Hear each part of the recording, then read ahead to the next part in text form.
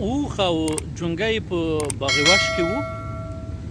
جونګي ترې پوښتنه وکړله، وایي دغه بوکان چې دی موږ په بدن کې دی څه شي لپاره دی؟ پلار یې فکر وکړ، وایي څه ځواب ورکړم؟ وایي دی دې لپاره دی چې موږ خو په صحراو کې سفرونه کوو تر څو دغه اوبه او دا شیان ورکې ذخیره کړو. وایي ښه دا خو وشول. وایي دغه پښې مو دومره اوږدې ولې دي او بل دا پښې مو چې دي دا ګول دي که نه، لکه داسې دی هغه ګرز غوندې دي. وایي دا چې څه لپاره دي؟ وایي دا خو دې لپاره دی چې موږ په صحراو کې سفرونه کوو، ریګ دي دې لپاره چې پر ریګو کې مستحکم واوسېږو، ماتې ونه منو او ښه مزل وکولی شو. دا د هغې لپاره دی. ښه وایي دغه مونږ د سترګو باڼه چې دي دا ولې دومره لوی لوی دي لکه نورو نه، دا لکه نورو حیواناتو نه دا بدل دي، دا ولې؟ وایي دا خو دې لپاره دی چې په صحراو کې مزلونه کوو،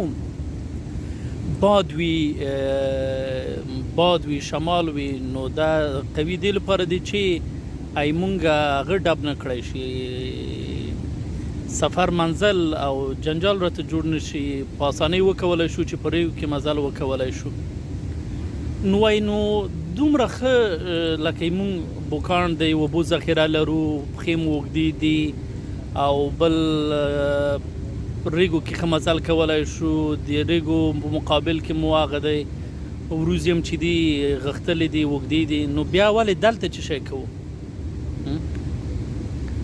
نو دلته په دغه باغ وش کې مونږ څخه دغه درې شیان چې مونږ نور څخه متفاوت لرو څه ګټه رسولی شي؟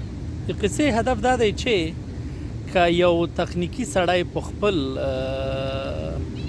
صحیح موقف کې نه وي، نو دی به تکړه وي، دی به لایق وي، دی به ټولې ځانګړتیاوې لري، خو نه به ځان ته ګټه رسولی شي او نه به نورو ته ګټه رسولی شي. ښه خبره دا دی چې دې لپاره چې موږ د ظرفیتونو څخه ښه استفاده وشي، موږ د